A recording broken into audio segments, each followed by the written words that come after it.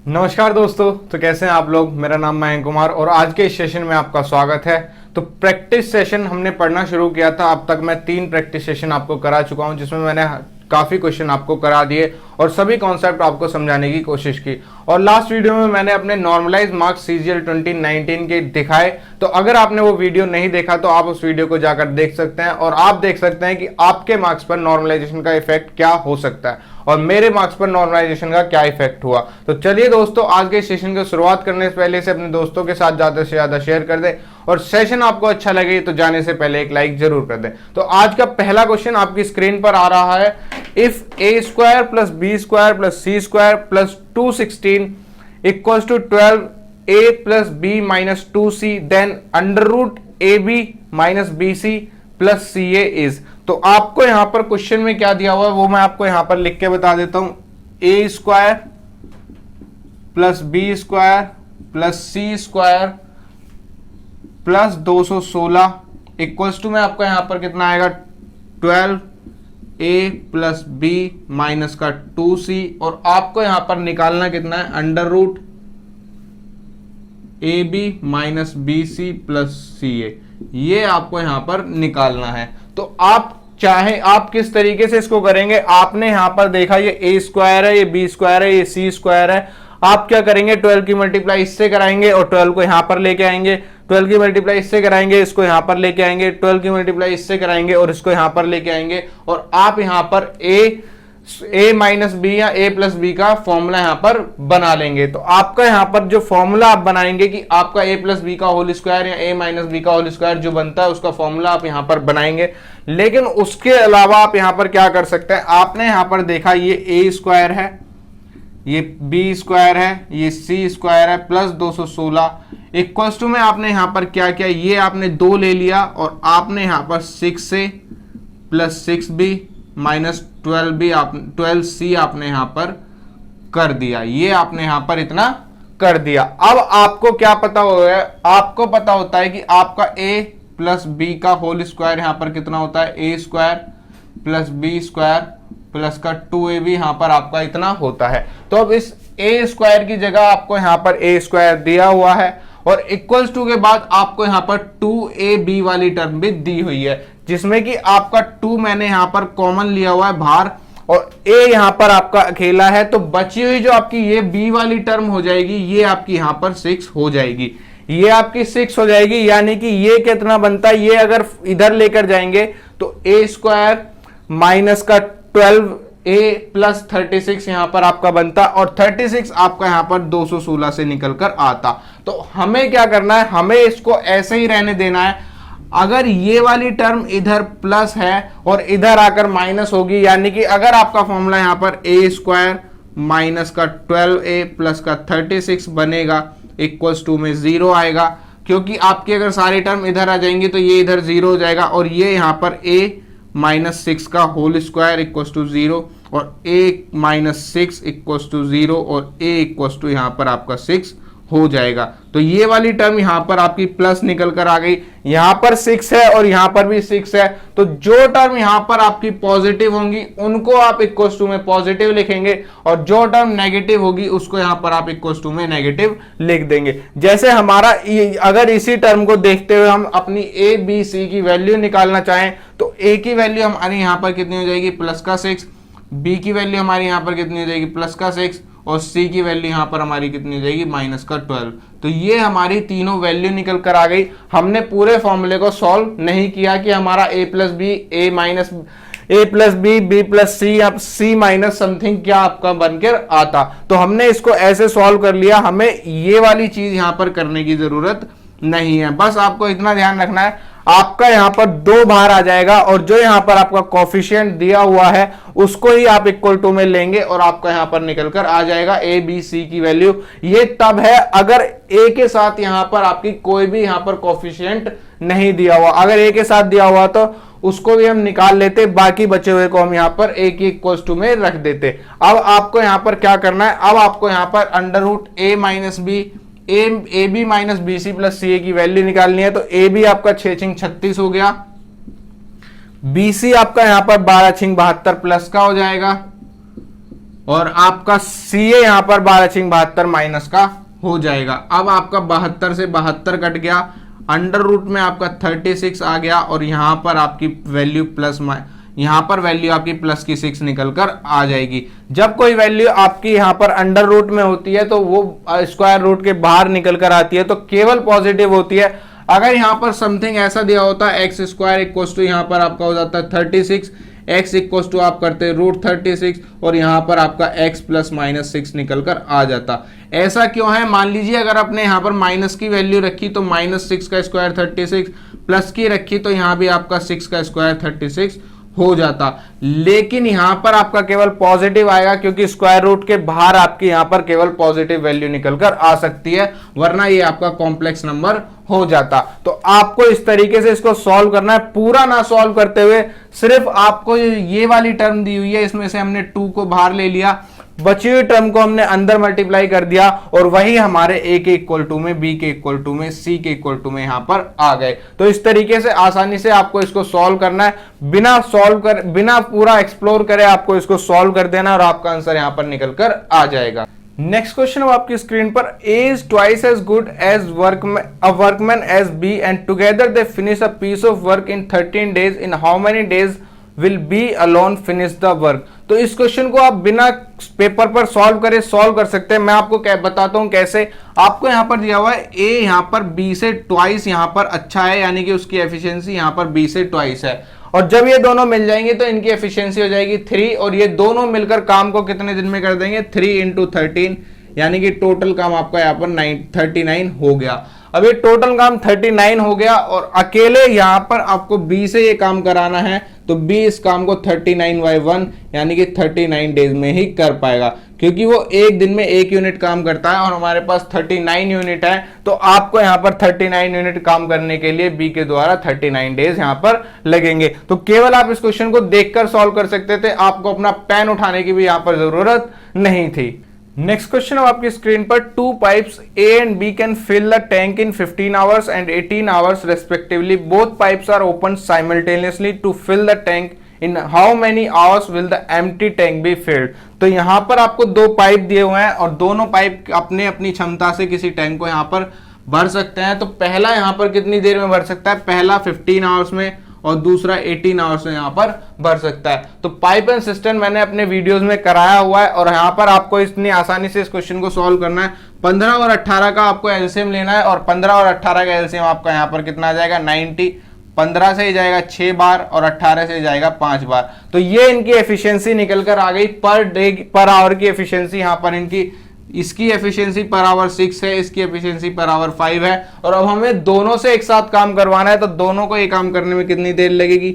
90/11 यानी कि 11 × 8 = 88, 2/11 यानी कि 8:2/11 घंटे यहाँ पर इनको लगेंगे दोनों पाइप को टैंक को भरने में। तो अलग अलग ये 15 और 18 घंटे में भर रहे थे, लेकिन दोनों एक साथ ये 8:2/11 घंटे में टैंक को फिल कर देंगे। तो आपको कभी ऐसा क्वेश्चन मिले तो इस तरीके से सॉल्व कर देना है। और पाइप एंड सिस्टम मैंने अपने लेक्चर्स में पढ़ाया हुआ है, अगर आपने वो लेक्चर्स नहीं देखे तो आप मेरी playlist SSC maths 1 day 1 to 100 में जाकर पाइप एंड सिस्टम को पढ़ सकते हैं। नेक्स्ट क्वेश्चन आपकी स्क्रीन पर, if decreasing 110/x% gives the same result as increasing 50/x%, then x% of 650 is what percent more than x plus 20% of 180? तो यहां पर सबसे पहले हमें x की वैल्यू को निकाल लेना है। आपको यहां पर दिया हुआ है 110 को x% से बढ़ाने पर, यानी कि 110 का यहां पर फिर से आपको x% लेना है और इक्वल्स टू में आपको 110 को x% से घटाने पर, यानी कि आपको यहां पर 110 में से 110 का x% घटाना है और 50 का प्लस यानी कि 50 का आपको यहां पर x% बढ़ा देना है। अब आपको इसको सॉल्व करना है तो यहां पर आप क्या करेंगे? 110 माइनस का यहां पर 110 इंटू x/100 इक्वल्स टू में आपका 50 प्लस 50 इंटू x/100 यहां पर आपका आ जाएगा। अब आपको ये सॉल्व कर लेना है। तो आपने यहां पर क्या किया? 110 को कॉमन ले लिया, तो आपका 110 कॉमन लेने के बाद 100 माइनस x/100 इक्वल्स टू 50 और यहां पर आपका कितना हो जाएगा? 100 प्लस x/100 यहां पर आपका आ जाएगा। जब हमने यहां से 50 कॉमन लिया तो यहां पर 1 प्लस एक्स बाय 100 बचेगा, और मैंने उसका एलसीएम लेके इसको 100 प्लस एक्स बाय 100 यहां पर बना लिया। अब इसको यहां पर काट दिया, 0 से 0 यहां पर काट दी। अब बस इसको सॉल्व करना है, तो यहां पर आप क्या कर सकते हैं, 1100 यहां पर आ जाएगा, 1100 माइनस का 11x यहां पर आ जाएगा 500 प्लस का 5x। अब 500 इधर चला जाएगा, 11 उधर चला जाएगा, तो आपका यहां पर कितना हो जाएगा 6x इक्वल टू आपका यहां पर कितना हो जाएगा 6x, 11 5 16, 16x इक्वल टू आपका यहां पर 600 हो जाएगा। 16x इक्वल टू 600 हो गया, और यहां पर x कितना निकल कर आएगा 600 अपॉन 16, तो 4 से 4 बार गया, 4 से कितनी बार चला गया 150 बार। अब आपका यहां पर ये कितनी बार जाएगा 2 से 75 बार, और आपका यहां पर 75/2 यहां पर निकल कर आ जाएगा। तो ये आपके यहां पर x की वैल्यू निकल कर आ गई। अब हमें क्या बताना है, देन x% ऑफ 650, हमें 650 का x% निकाल देना है पहले। तो 650 का x% कैसे निकलेगा, 75/2 इंटू 100, और यहां पर आपका 650। तो आपको इसको सॉल्व कर लेना है। यहां पर 0 से 0 चली गई, 5 से चला गया कितनी बार, 5 से जाएगा 2 बार, 5 से चला गया 15 बार। 15 को 65 से मल्टीप्लाई करना है, तो आपका यहां पर कितना आ जाएगा, 15 छिक्का 90 और 15 पंजे 75, तो 975/4 आपका यहां पर आ गया। अब आपको यहां पर क्या करना है, कितना ज्यादा है किससे, x plus 20% of 180, 75/2 plus 20% of 180 आपको यहां पर निकाल लेना है। इसका आपको इतना यहां पर वैल्यू निकाल लेनी है,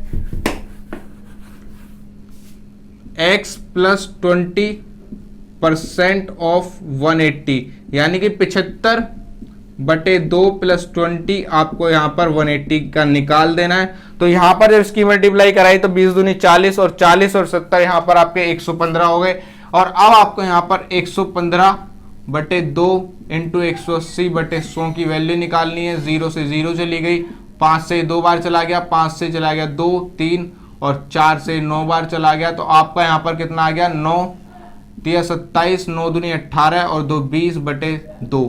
तो अब आपकी दूसरी वैल्यू यहां पर 207/2 आ गई। इसको मैंने 2 से मल्टीप्लाई करा दिया, तो आपकी वैल्यू कितनी आ जाएगी, 4 4/4, 414/4। अब आपको ये बताना है कि 975/4 आपका 414/4 से कितना ज्यादा है। तो इसको मैं यहां पर सॉल्व करता हूं, तो 975/4 414/4 अपॉन आपका 414/4 इंटू 100। तो आपने जब इसको सॉल्व किया 1 6 और यहां पर 5/4 अपॉन 414/4 इंटू 100, 4 से 4 चला गया, 561/414 इंटू 100। अब इसको सॉल्व कर लेंगे तो यहां पर आपका कितना आ जाएगा, 2 से इसको काटा 207 आ गया, 2 से इसको काटा 50 आ गया। जब आप इन दोनों को मल्टीप्लाई करा देंगे तो आपका 28050 बाय 207 आ जाएगा, और ये आपका अप्रोक्स 135 पॉइंट समथिंग पर यहाँ पर कट जाएगा। और आपका जो आंसर यहाँ पर दिया हुआ है, आंसर में यहाँ पर आपको 136% दिया हुआ है, तो आपको अप्रोक्सीमेट वैल्यू यहाँ पर बतानी थी, जो कि आपके यहाँ पर 136% निकल कर आ जाएगी। तो ये क्वेश्चन आपको इस तरीके से सॉल्व करना है। कैलकुलेशन ज्यादा बड़ी है, तो आपको जितना जल्दी हो सके इसको सॉल्व करना है और आपको यहाँ पर अपना आंसर निकाल देना है। नेक्स्ट क्वेश्चन है आपकी स्क्रीन पर, in triangle ABC the bisector of angle B and angle C meet at O if angle BOC is equal to 142 degree then the measure of A। तो यहां पर आपको दिया हुआ है एक ट्राइंगल, आपको यहां पर दिया हुआ है A B और C, A B C आपका ये ट्राइंगल है, और इसमें कहा गया है एंगल B का बाइसेक्टर और एंगल C का बाइसेक्टर यहां पर आपके O पर मिलते हैं। तो आपका एंगल B का बाइसेक्टर कितना हो जाएगा, एंगल B का बाइसेक्टर ये हो गया, और एंगल C का बाइसेक्टर आपका यहां पर इतना हो जाएगा, ये आपका यहां पर निकल कर आया। बाइसेक्टर का मतलब ये आपके दोनों एंगल यहां पर अब बराबर हो गए, जितनी वैल्यू इसकी है उतनी इसकी है, और यहां पर भी आपके दोनों एंगल बराबर हो गए, जितनी इसकी है उतनी यहां पर इसकी निकल कर आएगी। और आपसे यहां पर क्या दिया हुआ है, ये आपको यहां पर 142 डिग्री दिया हुआ है। तो ये अब आपका यहां पर 142 डिग्री निकल कर आ गया। तो अब आपको बताना है यहां पर कि आपकी ए की वैल्यू क्या होगी। तो जब आपको यहां पर एंगल बाइसेक्टर दिए हों तो आपका ये वाला पॉइंट इन सर्कल का यहां पर इन सेंटर हो जाता है। अगर यहां पर एक अंतःवृत्त बनाया जाता तो आपका ये यहां पर इन सेंटर निकल कर आता, और ये वाली दूरी ये वाली दूरी और ये वाली दूरी आपकी यहाँ पर रेडियस निकल कर आ जाती। तो ये आपकी यहाँ पर इन रेडियस होती है। तो इसको आप किस तरीके से निकालते हैं, यहाँ पर आपका फॉर्मूला होता है angle BOC equal to 90 plus half of angle A। तो अब आपको यहाँ पर एंगल A पूछा गया है, बाकी आपको यहाँ पर दिया हुआ है। तो एंगल BOC आपका कितना दिया हुआ है, angle BOC 142 degree equal to 90 plus half of angle A। 90 में से 140 जाएंगे तो आपका 2 और 14 में से 9 गए 5, यहाँ पर आपका हाफ ऑफ एंगल A और एंगल A आपका यहाँ पर कितना निकल कर आ गया 40, यानी कि 104 डिग्री आपका एंगल है यहाँ पर निकल कर आ गया। तो सिंपल सा क्वेश्चन था, बस आपको इतना ध्यान रखना है, जब आपको इंटरनल बाइसेक्टर को यहाँ पर मिलाना है तो आपका फॉर्मूला 90 प्लस हाफ ऑफ ए हो जाएगा। लेकिन यहीं जब अगर आपका यहाँ पर ये होता कि आपके एक्सटर्नल बाइसेक्टर यहाँ पर मिल रहे हैं और आपको अगर इसकी वैल्यू निकालनी होती है तो आपका यहाँ पर कितना हो जाता, मान लीजिए ये आपका कितना है P, तो अगर आपको एंगल BPC की वैल्यू निकालनी है तो ये half 90 minus half of angle A यहां पर आपका हो जाता। ये आपका 90 minus half of angle A हो जाएगा। जब आपके एक्सटर्नल बाइसेक्टर्स यहां पर मीट करेंगे ट्राइंगल से बाहर तो आपके यहां पर BPC की value 90 minus half of A हो जाएगी। नेक्स्ट क्वेश्चन आपकी स्क्रीन पर, a person was standing on a road near a mall, he was 1425 metre away from the mall and able to see the top of the mall from the road in such a way that the top of a tree which is in between him and the mall was exactly in line of sight with the top of the mall. The tree height is 10 meter and it is 30 meter away from him. How tall in meter is the mall? तो यहाँ पर आपको क्या दिया हुआ है, एक आपको यहाँ पर मॉल दिया हुआ है। तो मॉल की ये बिल्डिंग हमने मान ली कि ये मॉल की यहाँ पर बिल्डिंग है, यहां से 1425 मीटर अवे एक आदमी खड़ा हुआ है और ये यहां पर एक आदमी खड़ा हुआ है। तो ये यहां पर 1425 मीटर अवे एक आदमी खड़ा हुआ है और यहां पर आपको एक ट्री दिया हुआ है। जब वो इसकी साइड को, इसके टॉप को देखता है, तो जब वो टॉप को यहां पर देख रहा है तो यहां एक लाइन ऑफ साइट पर यहां पर उसको ट्री का टॉप भी दिखाई दे रहा है, यानी कि ये आपका ट्री हो गया, ये आपका मॉल हो गया। और अगर आपको यहाँ पर ट्री की हाइट यहाँ पर 10 मीटर दी हुई है, ये आपकी 10 मीटर दी हुई है और ये यहाँ पर कितनी दूर है, ये यहाँ पर आपका 30 मीटर अवे है, कितना 30 मीटर अवे है ट्री से। तो ये आपको दूरी यहाँ पर 30 मीटर दी हुई है। अब आपको बतानी है कि आपके मॉल की हाइट यहाँ पर कितनी हो जाएगी, तो ये वैल्यू आपको यहाँ पर बतानी है। तो यहाँ पर आपको क्या दिखाई दे रहा है, यहां पर आपको दो ट्राइंगल दिखाई देंगे। ये आपका यहां पर एक तो बड़ा वाला ट्राइंगल हो गया, ये वाला, ये आपका बड़ा वाला ट्राइंगल है यहां पर, और ये आपका यहां पर छोटा वाला ट्राइंगल दिया हुआ है। अब आपको दो ट्राइंगल दिए हुए हैं और छोटे वाले ट्राइंगल की आपको दोनों की साइड दी हुई है और बड़े वाले ट्राइंगल की आपको एक साइड दी हुई है और दूसरी साइड आपको यहां पर बतानी है। तो आपको यहां पर क्या लगाना है, यहां आपकी लगेगी सिमिलैरिटी। तो अगर ये वाली हाइट, यहां ये वाली चीज आपकी 30 है और ये यहां पर आपकी 10 है, यानी कि ये इसका कितना है, ये इसका ये 3 गुना है। तो ये वाली हाइट भी यहां पर आपकी, यहां जो आपने x मानी है, ये भी आपका x का यहां पर 3 गुना हो जाएगा। तो अगर ये 1425 है तो यहां पर आपका 3 चौक 12 बचे कितने, 2, 3 सत्ते 21, 1 3 पंजे 15, यानी कि x की वैल्यू आपकी 475 मीटर आ गई। तो क्वेश्चन आपका देखने में कितना बड़ा था आप देख सकते हैं, लेकिन आंसर कितना आसान है। ये आपको मॉल की हाइट दी हुई है 1425 मीटर, अवे एक आदमी खड़ा हुआ है। मैन की हाइट हमने यहाँ पर नेग्लिजिबल कर दी, यानी कि हमने उसकी हाइट को कुछ माना ही नहीं। तो अब आपको यहाँ पर क्या दिया हुआ है कि जब वो मॉल के टॉप को देखता है तो उसे यहाँ पर एक ट्री का टॉप भी दिखाई देता है जो कि उसकी लाइन ऑफ साइट पर आ रहा है। तो यहां पर वो जब देखता है तो यहाँ ट्री का टॉप है, फिर आगे देखता है तो यहाँ पर मॉल का टॉप आ जाता है। ट्री की हाइट यहाँ पर दी हुई है 10 मीटर और वो 30 मीटर अवे यहाँ पर खड़ा हुआ है। तो यहाँ पर आपके दो ट्राइंगल बन गए। दो ट्राइंगल में आपने यहाँ पर किया, आपने अगर इसका परपेंडिकुलर लिया तो आपको इसका परपेंडिकुलर, इसकी परपेंडिकुलर लेना पड़ेगा, यानी कि बड़े वाले का परपेंडिकुलर आपका यहाँ पर हमने x माना हुआ है। तो अगर आपने इसका बेस लिया हो तो हमें इसका भी बेस लेना पड़ेगा, और यहाँ पर आपका 0 से 0 जाएगी और x आपका 475 निकल कर आ जाएगा। तो इतनी आसानी से आपका ये क्वेश्चन सॉल्व हो जाता। बस आपका क्वेश्चन यहाँ पर दिखने में बड़ा था, बाकी इस क्वेश्चन में एक सिमिलरिटी का कॉन्सेप्ट लगना था और आपका क्वेश्चन आसानी से सॉल्व हो जाता।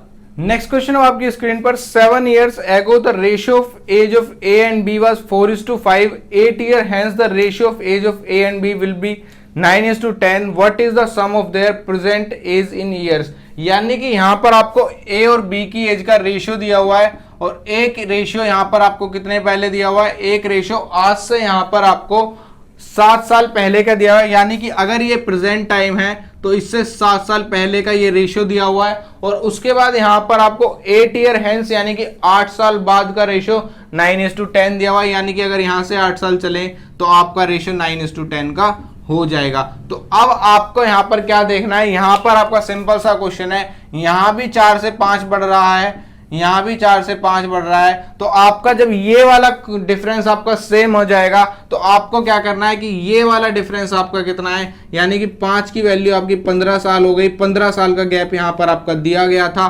तो 5 की वैल्यू अगर 15 है तो आपकी 1 की वैल्यू यहाँ पर कितनी हो जाएगी, 1 की वैल्यू 3 हो जाएगी, और दोनों की एज यहाँ पर आपकी 4 तिया 12 और 5 तिया 15 निकल कर आ जाएगी। अब आपसे यहाँ पर पूछा गया है कि उनकी प्रेजेंट एज का सम यहाँ पर कितना है। तो अगर इसको 14 साल, इसको भी हमने 7 साल दिए और इसको भी 7 साल दिए, तो आपका 12 7 19 और 15 7 22, और दोनों को जब मिला दिया तो 9 2 11 और 41 साल यहाँ पर आपका आंसर निकल कर आ गया। तो उनकी एज का, प्रेजेंट एज का सम यहाँ पर 41 साल निकल कर आ जाएगा। तो सिंपल सा क्वेश्चन था, और ये क्वेश्चन सभी आपके एग्जाम में पूछे हुए हैं, और इसी तरीके के क्वेश्चन आपसे एग्जाम में आगे आने वाले में पूछे जाएंगे। नेक्स्ट क्वेश्चन हो आपकी स्क्रीन पर, a person sold an article at a loss of 16%. Had he had sold it for ₹660 more, he would have gained 8%. What should be the selling price in rupees to gain a profit of 12%?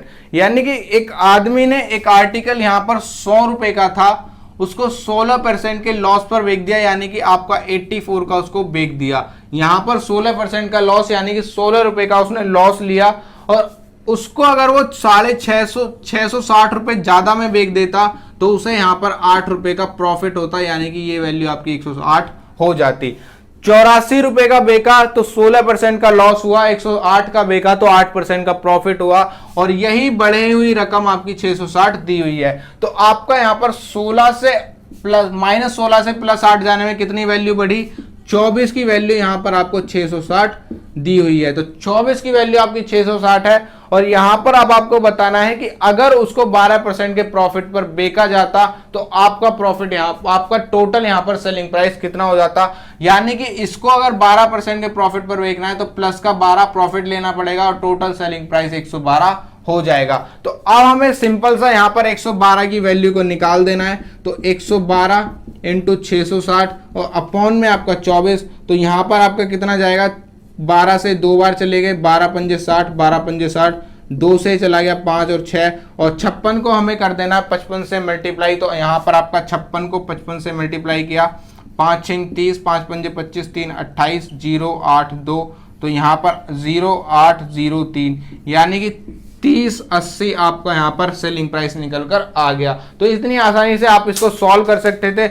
आपको यहाँ पर एक loss दिया हुआ था, एक profit दिया हुआ था, उन दोनों का डिफरेंस आपका यहाँ पर 660 दिया हुआ था। तो 24 की वैल्यू आपकी 660 हो गई। अगर उसी प्रोडक्ट को आपको 12% के प्रॉफिट पर बेचना है तो आपका यहाँ पर 112 की वैल्यू निकाल लेनी है, और 112 की वैल्यू आपके यहाँ पर 3080 रुपए निकल कर आ गई। नेक्स्ट क्वेश्चन है आपकी स्क्रीन पर, द वैल्यू ऑफ 40 माइनस 3 की बाय 4 3:4 ऑफ।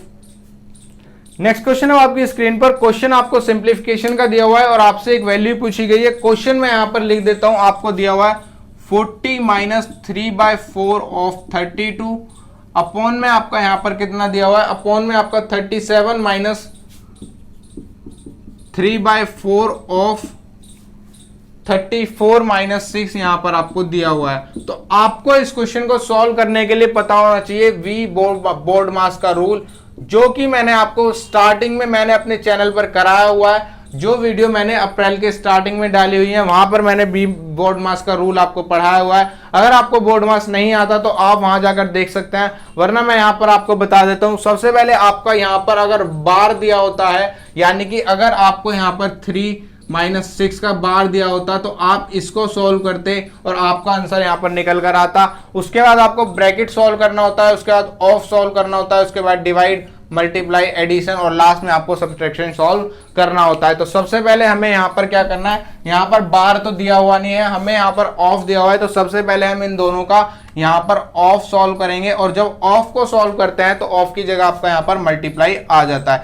अब आप कहेंगे यहां पर भी मल्टीप्लाई है, ऑफ की जगह भी मल्टीप्लाई है, तो सबसे पहले आपको ऑफ वाले को सॉल्व करना है और ऑफ वाले को हटाकर यहां पर मल्टीप्लाई लिख देना है। तो मैं अब यहां पर ऑफ हटा रहा हूं और यहां पर कर दूंगा मल्टीप्लाई। ये मैंने यहां पर ऑफ हटा दिया और यहां पर आपने मल्टीप्लाई लिख दिया, लेकिन उससे पहले यहां नीचे ब्रैकेट दिया हुआ तो मुझे ये वाला ब्रैकेट हटाना जरूरी है। तो 34-6 आपका यहां पर कितना हो जाएगा, 34-6 आपका 28 हो जाएगा। अब इसको हटा दिया तो आपने यहां पर 28 लिख दिया, ये अब आपका 28 आ गया। बस अब आप इसको सॉल्व करेंगे। ब्रैकेट के बाद आपने ऑफ सॉल्व किया, ऑफ की जगह मल्टीप्लाई लगाया, 4 की वैल्यू 7 और 4 की वैल्यू यहां पर 8 आ गई। तो यहां पर 40 - 3 × 8 अपॉन में आपका यहां पर कितना आ जाएगा, 37 - 3 × 7। अब आपको मल्टीप्लाई सॉल्व करना पड़ेगा यहां पर। तो 3 × 8 24, यानी कि 40 माइनस का 24 अपॉन में आपको 37 माइनस का 21, यानी कि आपको कितना करना पड़ेगा, 6 और ये आपका 16 आ जाएगा। तो ये अब आपका 37 माइनस का 21। तो अब आपको यहां पर क्या करना है, अब इन दोनों को डिवाइड करने से पहले आपको यहां पर माइनस हटाना है। माइनस कैसे हटाएंगे, इसको करेंगे तो 16 आ जाएगा और इसको करेंगे तो 16 आ जाएगा, 16 से जाएगा 16, तो आपका एक आंसर निकल कर आ जाएगा। तो आपको इस तरीके से पहले बोर्ड मास का रूल अप्लाई करना है, फिर आपके अपने क्वेश्चन को सॉल्व करना है और क्वेश्चन आपका आसानी से सॉल्व हो जाएगा। तो आपको सबसे पहले ब्रैकेट हटाना है, फिर ऑफ हटाना है, डिवाइड हटाना है, मल्टीप्लाई हटाना है, फिर एडिशन हटाना है और लास्ट में सब्ट्रैक्शन हटाना है और आपका क्वेश्चन सॉल्व हो जाएगा। लेकिन यहां पर ये आपका रेशियो में दिए हुए थे तो इसको आपने सबसे बाद में रेशियो करा और आपने यहां पर एक आंसर निकाल दिया। तो सबसे पहले आपको ऊपर के सारे ऑपरेशन खत्म करने हैं, फिर आपको नीचे के ऑपरेशंस खत्म करने हैं और फिर आपको एक क्वेश्चन सॉल्व कर देना है। नेक्स्ट क्वेश्चन है आपकी स्क्रीन पर, if a 9 digit number 785x3678y is divisible by 72 then the value of x minus y is. तो आपको यहां पर नंबर दिया हुआ है 785x, उसके बाद 3678y और आपको यहां पर इस नंबर को डिविजिबल करवाना है 72 से और आपको x माइनस y की वैल्यू यहां पर निकालनी है। तो आपको पता होगा कि ये 72 आपका किस में ब्रेक होगा, ये को प्राइम नंबर्स में यहां पर ब्रेक हो जाएगा 8 और 9 में। को प्राइम नंबर्स आपके वो होते हैं जिनका आपका HCF यहां पर 1 निकल कर आता है और इन दोनों का हाईएस्ट कॉमन फैक्टर आपका यहां पर 1 निकल कर आ रहा है। तो ये आपका यहां पर इनका इन दोनों से आपको ये, अगर ये 8 और 9 से डिविजिबल होगा तो ये 72 से भी आसानी से डिविजिबल हो जाएगा। अब आपका यहां पर कितना हो जाएगा, आपको पता है 8 से डिवाइड होने के लिए लास्ट की यहां पर 3 संख्याओं को 8 से डिवाइड होना बहुत जरूरी है। तो आपने सबसे पहले आप 8 से डिवाइड होने के लिए ये 3 संख्या 8 से डिवाइड होनी चाहिए और 9 से डिवाइड होने के लिए इन सभी का सम आपका 9 से डिवाइड होना चाहिए। तो सबसे पहले यहां पर आपने सॉल्व किया 7, 8 और y को, तो 8 से इसको डिवाइड करा लिया, 8 ने 72 यहां पर आपका आ गया और ये आपका यहां पर 6 आ गया। तो 6 यहां पर आपका 8 × 8 = 64, यानी कि यहां पर y की जगह अगर 4 होता तो ये आपका यहां पर कट जाता और आपका यहां पर y की जगह 4 निकल कर आ जाता। y की जगह अब आपका 4 आ गया। अब आपको x की वैल्यू निकालनी है और x की वैल्यू ऐसी रखनी है कि अब ये 9 से भी डिवाइड हो जाए। तो आपका कितना हो जाएगा, 8 और 4 12, 12 और 7 19, 19 और यहां पर आपका 9 28 और 28 और 5 आपका यहां पर 33, 33 और 15, 33 और 15 आपने किया तो आपका 48 निकल कर आ गया। 48 के पहले यहां पर 45 आता है जो कि 9 से कट जाता है, उसके बाद 54 आता है। तो 54 लाने के लिए यहां पर आपको 14 में से 8 गए 6, तो इसकी वैल्यू आपकी यहां पर 6 होनी चाहिए। तो आपकी इसकी वैल्यू यहां पर 6 आती और आपकी x और y की वैल्यू यहां पर आ गई, यानी कि x माइनस वाई 6 माइनस 4 आपका यहां पर 2 निकल कर आ जाएगा। तो इस तरीके से डिविजिबिलिटी वाले क्वेश्चन आपको सॉल्व करने होते हैं। जिससे भी आपको डिविजिबल करना है और वो आपका किसी भी नंबर्स का मल्टीप्लीकेशन है तो उसको आप फैक्टर्स में तोड़ देंगे और दोनों फैक्टर आपके को प्राइम होने चाहिए। जैसे ये आपका यहाँ पर 88 है तो ये आपका यहाँ पर 11 और 8 में बट जाएगा और आप जब सॉल्व करेंगे तो वो 11 से भी सॉल्व होना चाहिए और 8 से भी सॉल्व होना चाहिए, तब वो जाकर 88 से आसानी से सॉल्व हो जाएगा। तो इस क्वेश्चन को आपको इस तरीके से सॉल्व करना होता है कि आपका यहाँ पर जो भी नंबर दिया हुआ है उसके को प्राइम फैक्टर्स ले लिए और वो नंबर जो आपको डिवाइड कराना है दोनों से डिवाइड होगा, तीनों से डिवाइड होगा तो आपका उस नंबर से भी डिवाइड हो जाएगा। नेक्स्ट क्वेश्चन हो आपकी स्क्रीन पर, A takes 2 hours 30 minutes more than B to walk 40 kilometer. If A doubles his speed, then he can make it in 1 hour less than B. How much time in hours does A require for walking a 40 kilometre distance? तो इस तरीके का question मैंने आपको तब कराया था जब मैंने आपको यहाँ पर टाइम स्पीड डिस्टेंस पढ़ाया था। तो यहाँ पर आपको क्या करना है, A की स्पीड में यहाँ पर चेंज हो रहा है तो आपको A की स्पीड को B से कंपेयर कराना है। आपने यहाँ पर B ले लिया, यहां पर A लिया, यहां पर A लिया। अब आपका यहां पर पहली बार में A को लग रहा है 2.5 घंटे ज्यादा B से, तो यहां पर A को 2.5 घंटे ज्यादा यानी कि 5/2 आवर्स ज्यादा लग रहे हैं। और अगर A अपनी स्पीड को डबल कर लेता है तो उसको यहां पर आपके कितने, उसको 1 घंटा यहां पर कम लगता है। तो अगर A ने अपनी स्पीड को यहां पर डबल कर लिया, स्पीड का रेशियो आपका यहां पर ले लिया 2, स्पीड का रेशियो आपका यहां पर कितना हो जाएगा 1:2, तो टाइम का रेशियो आपका यहां पर कितना हो जाएगा 2:1, यानी कि अब उसका टाइम यहां पर 2 की जगह 1 लगेगा। और टोटल टाइम डिफरेंस आपका यहां पर कितना है, टोटल टाइम डिफरेंस आपका 5/2 + 1 यानी कि 7/2 आपका यहां पर आ गया। टोटल टाइम डिफरेंस आपका 7/2 है, तो यानी कि यहां पर आपकी कितनी हो जाएगी, एक की वैल्यू आपकी 7/2 हो जाएगी और 2 की वैल्यू आपकी यहां पर 2 × 7/2 यानी कि 7 आवर्स निकल कर आ जाएगी। तो अब आपको 40 किलोमीटर अगर A से चलवाना था तो A को यहां पर 7 घंटे लगते जब वो अपनी ओरिजिनल स्पीड से चलता, और अगर यहां पर आपको A को अपनी नई स्पीड से चलवाना था तो A को यहां पर 3.5 घंटे लगते। तो इस तरीके से आपका क्वेश्चन आसानी से सॉल्व हो जाएगा। यहां पर B की स्पीड ली, यहां पर A का टाइम, यहां पर B का टाइम, यहां पर A का टाइम, यहां पर A का टाइम। A को यहां पर पहले 2.5 घंटे ज्यादा लग रहे थे, अब 1 घंटा कम लग रहा है। कब लग रहा है, जब A ने अपनी स्पीड को डबल कर दिया तो आपका टाइम यहां से 2 की पावर 2 के रेशियो 1 हो गया और टाइम यहां पर आपका 7/2 टोटल डिफरेंस है। क्योंकि यहां पर ज्यादा लग रहा है, यहां पर कम लग रहा है, तो उस डिफरेंस को आप यहां पर 7/2 कर देंगे। अगर ये भी माइनस होता, ये भी माइनस होता तो हम इसको प्लस कर दे, माइनस करते। अगर ये भी प्लस होता, ये भी प्लस होता तो भी माइनस करते, लेकिन यहां पर आपका एक माइनस एक प्लस दिया हुआ है तो यहां पर हमने इसको टोटल 7/2 कर दिया। एक की वैल्यू 7/2 और यहां पर 2 की वैल्यू 7 आवर्स निकल कर आ गई। तो कभी भी आपको अगर ऐसा क्वेश्चन मिले तो इस तरीके से आसानी से आप उसको सॉल्व कर पाएंगे। तो दोस्तों आज के इस सेशन में इतना ही। सेशन छोटे होने का यही कारण है कि मुझे अब अपने आगे एग्जाम की भी तैयारी करनी है और अपने नेक्स्ट एग्जाम की भी तैयारी करनी है जो कि मेरा CGL होने वाला है आप ही की तरह। तो बस मैं आपको सेशन देता रहूंगा, आप इन्हीं सेशन से थोड़ा बहुत फायदा लेते रहिए और सेशन में बने रहिए। और अगर आपको अर्थमेटिक पढ़ना है तो आप मेरे पुराने वीडियोस जाकर देखिए। अगर आपको ये सेशन अच्छा लगा है तो इस सेशन को लाइक करें, शेयर करें अपने दोस्तों के साथ। और अगर आप मेरे चैनल पर नए हैं तो मेरे चैनल से जुड़ने के लिए आप मेरे चैनल को सब्सक्राइब कर दें और नीचे दिए हुए बेल बटन को जरूर प्रेस कर दे ताकि मेरी नेक्स्ट वीडियो का नोटिफिकेशन आपको सबसे पहले मिल जाए। आज के लिए इतना ही, धन्यवाद।